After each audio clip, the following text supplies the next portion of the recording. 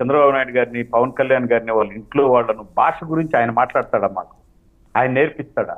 ఆ పోరంబోకులంతా అప్పుడే జగన్మోహన్ రెడ్డి ఆ రోజే సక్రమంగా నేను కోట్ చేసింది వాళ్ళ ఫ్యామిలీ మెంబర్స్ ఏ విధంగా జులుం ప్రదర్శిస్తున్నారో పిలిస్తే అతన్ని గనక పిలిపించుకొని అతనితో డిబేట్ నేను వర్మ గారు నేను చాలా పేషెన్సీగా ఉండాలనుకుంటున్నా. ఆయన మాట్లాడేటప్పుడు నేను మాట్లాడాలి. వెయిట్ చేయండి, పిలవకండి, ఆయనతో పిలిపించుకోండి.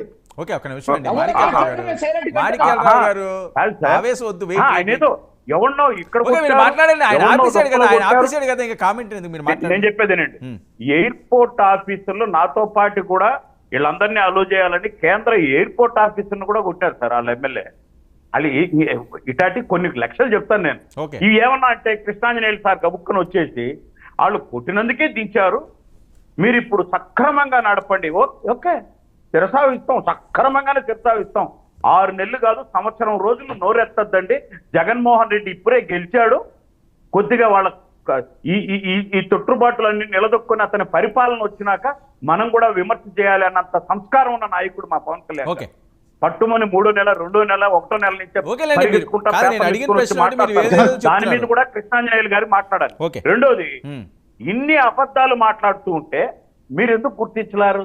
రెండో విషయం, ఇంకా మీరు ఒక మాట, 100% ఏదైతే వర్మ గారు చెప్తున్నారో అవునా అని మీరు అడగద్దు, అదే అవును.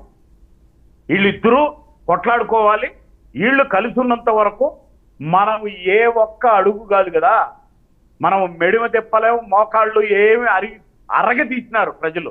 కాబట్టి వీళ్ళు విడిపోతేనే మనం రోజు చిన్నపాటి గొడవలు ఏదో ఒకటి పెట్టుకొని, నేను ఒక చిన్న ఎగ్జాంపుల్ చెప్తాను వర్మ గారు ప్లీజ్. మీరు నన్ను అడిగారు, నన్ను కన్క్లూజన్ అయినాక మళ్ళీ ఆయన చెప్పిన ఆయనకి ఏదో పెద్ద విషయం గుర్తొచ్చింది. ఇందాక అంటున్నాడు ఎక్కడండి, చీరాల్లో కొట్టారు, గుంటూరులో కొట్టారు, ఇంతమందిని కొట్టిన వాళ్ళు నారాయణమూర్తి కొట్టడానికి మాకు లెక్క ప్రభుత్వానికి. ఆయన మరి బాగా వచ్చి మాట్లాడుతున్నాడే, ఎందుకు సార్ ఊరికే అబద్ధాలు?